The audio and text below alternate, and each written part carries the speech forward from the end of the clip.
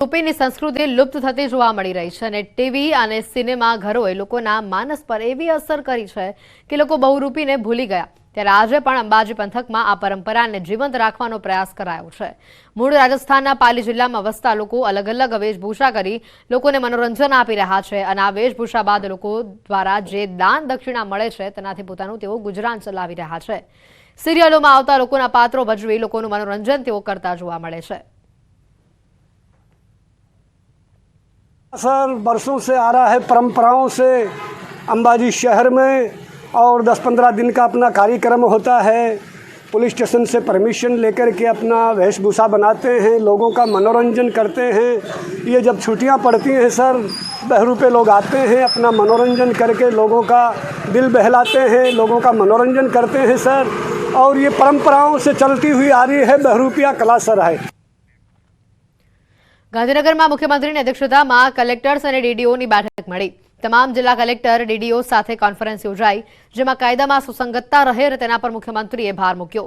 યોજનાકીય માહિતીની સમીક્ષા કરવામાં આવી, સૂચનો પણ લેવામાં આવ્યા। નિર્મળ ગુજરાત યોજના, નલ સે જલ તેમજ સ્વામિત્વ યોજનામાં અપાતા પ્રોપર્ટી કાર્ડ પ્રક્રિયાની ખાસ સમીક્ષા કરવામાં આવી અને સાથે જ લોકો સુધી યોજનાઓની માહિતી પહોંચાડવાની રણનીતિ અંગે પણ ચર્ચા કરવામાં આવી। પીએમ વિશ્વકર્મા યોજનામાં બેંક સાથે સંકલન અને ઝુંબેશ અંગે પણ ચર્ચા કરવામાં આવી।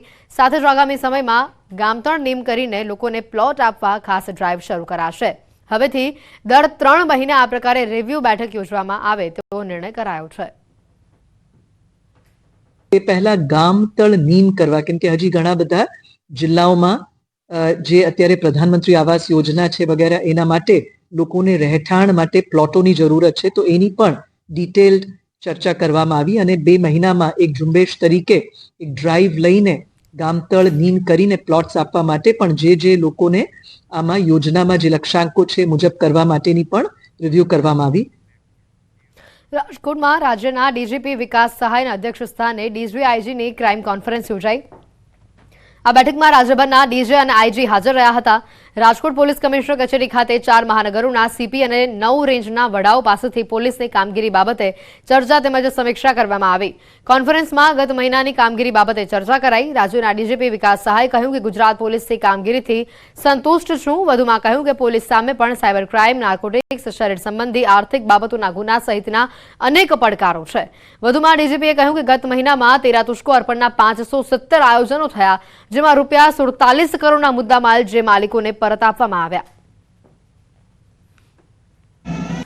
આજની આ ક્રાઇમ કોન્ફરન્સ જે હતી એમાં ગયા માસમાં જે અલગ અલગ એકમોમાં કામગીરી થઈ છે તેની સમીક્ષા કરવામાં આવી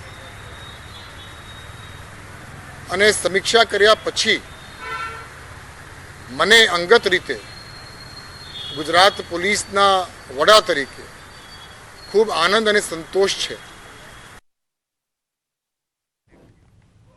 સુરતનું ઈચ્છાપુર પોલીસ સ્ટેશન બન્યું છે દેશનું શ્રેષ્ઠ પોલીસ સ્ટેશન। કેન્દ્રીય ગૃહ મંત્રાલયે ઈચ્છાપુર પોલીસ સ્ટેશનને દેશના સર્વશ્રેષ્ઠ પોલીસ મથકનો ખિતાબ એનાયત કર્યો છે। કાયદો અને વ્યવસ્થામાં અનોખી કામગીરી માટે કેન્દ્રીય ગૃહમંત્રી અમિત શાહના હસ્તે ઈચ્છાપુર પોલીસ સ્ટેશનને એવોર્ડ પ્રદાન કરવામાં આવ્યો છે। ઈચ્છાપુર પોલીસ સ્ટેશનમાં વર્ષ 2022થી 24ની વચ્ચે મિલકત સંબંધી ગુનાઓમાં 79%થી 83% ડિટેક્શન દર સાથે પ્રશંસનીય કામગીરી કરાઈ છે, જ્યારે એક વર્ષમાં નાસ્તા ફરતા 24 આરોપીઓને ઝડપી પડાયા છે। બુલેટિનમાં અત્યારે ફક્ત આટલું જ। રજા આપશો। નમસ્કાર।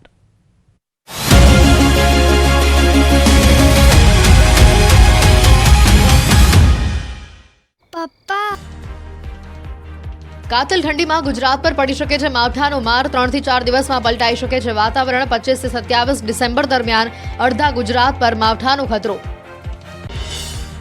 રાજસ્થાનમાં સર્જાઈ શકે છે સાયક્લોનિક સર્ક્યુલેશન। કેટલાક વિસ્તારમાં વાદળછાયું વાતાવરણ રહી શકે છે। બંગાળની ખાડીની સિસ્ટમની પણ થઈ શકે છે અસર। માવઠાની આશંકાથી રવિ સિઝન પર સંભવિત ખતરો। હવામાન નિષ્ણાત અંબાલાલ પટેલે કાતિલ ઠંડી સાથે કરા પડવાની કરી છે આગાહી। ડિસેમ્બરના એન્ડ અને જાન્યુઆરીમાં કાતિલ ઠંડી પડશે અને ઉત્તરાયણ બાદ કરા સાથે તોફાન આવી શકે છે। 14 થી 30 જાન્યુઆરી સુધી ડબલ ઋતુનો અહેસાસ। દક્ષિણ ગુજરાતમાં વરસાદની અંબાલાલ પટેલની આગાહી। પૂર્વ દક્ષિણ ગુજરાતના ભાગોમાં હળવો વરસાદ થઈ શકે છે। 26 ડિસેમ્બરથી 3 જાન્યુઆરી સુધી કેટલાક ભાગમાં વરસાદ થઈ શકે છે। ઉત્તર ભારતમાં બરફવર્ષાની શરૂઆત, સૌરાષ્ટ્રમાં જોરદાર તેની અસર. જામનગર જિલ્લામાં 10 ડિગ્રીથી નીચેનું તાપમાન જતા ઠંડીમાં ઠૂંઠવાયા લોકો. સૌપ્રથમ વખત જામનગરમાં ઠંડીનો કહેર વધતા જનજીવન પર પહોંચી છે અસર. હિમાચલ પ્રદેશ અને કાશ્મીરના અનેક વિસ્તારોમાં તાપમાન શૂન્યથી નીચે ગયું. પંજાબ, હરિયાણા અને રાજસ્થાનમાં કોલ્ડ વેવની સ્થિતિ. દિલ્હી અને એનસીઆરના એર ક્વોલિટી ઇન્ડેક્સમાં કોઈ સુધાર નહીં.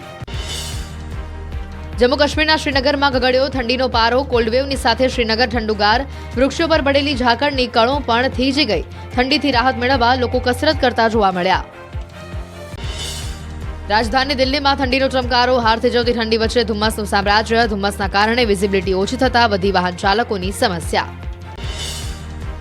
હિમાચલ પ્રદેશના લાહોલ ઘાટીમાં ઠંડીનો કહેર. -6 થી -18 ડિગ્રી તાપમાન નોંધાતા નદી નાળાઓ પણ થીજી ગયા. ખડખડ વહેતી નદીઓ પર બરફની ચાદર પથરાયેલી જોવા મળી તો ઠંડીના પ્રકોપથી જનજીવન પ્રભાવિત થયું.